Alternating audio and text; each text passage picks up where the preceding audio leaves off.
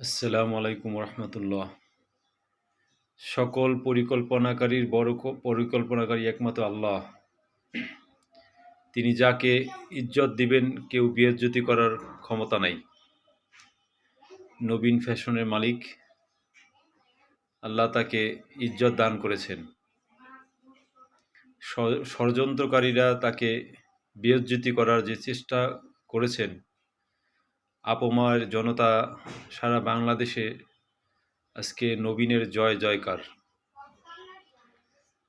সকল মানুষ নবীন ফ্যাশনের পক্ষে।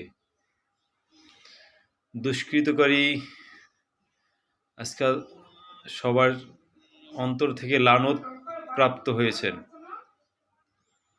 আল্লাহ তাকে হেদায়েত দান করুক অথবা তাকে শাস্তি প্রদান করুন। আমরা সবাই নবীনের পক্ষে থাকব। আমরা সবাই নবীন হব। এখন থেকে সব নবীন পাঞ্জাবি আমরা ক্রয় করব, এই প্রতিশ্রুতি নেই।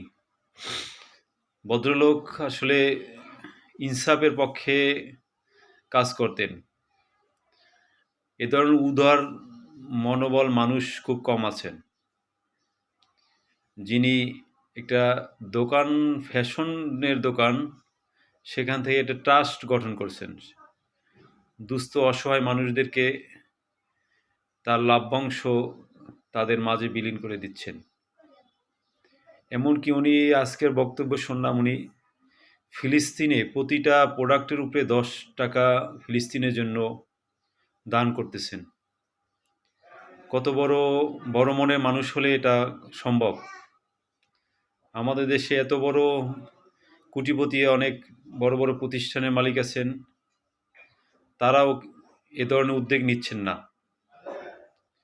উনি বলতেছেন যদি বছরে 1 কোটি প্রোডাক্ট বিক্রি হয় তাহলে 10 কোটি টাকা আসবে। আমি সেটা এক ব্রাঞ্চ থেকে দিচ্ছি না, সব ব্রাঞ্চ আলাদা করে দিচ্ছি। হয়তো এরকম মন মানসিকতা হতে পারে যে এত টাকা দিব।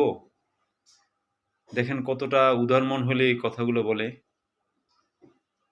আল্লাহর অনেক অশেষ রহমত। আরও শুনতেছি যে এমপি হাসনাত আবদুল্লাহ এই উদ্যোগ নিচ্ছেন ও নবীন ফ্যাশন সম্পূর্ণ চালু করার জন্য। তাকে ধন্যবাদ। আমরা সবাই নবীনের পক্ষে আছি এবং যারা দেশপ্রেম আছে তার পক্ষে আমরা আছি এবং আমরাও থাকব। সবাই নবীনের পক্ষে থাকবেন। আসসালামু আলাইকুম।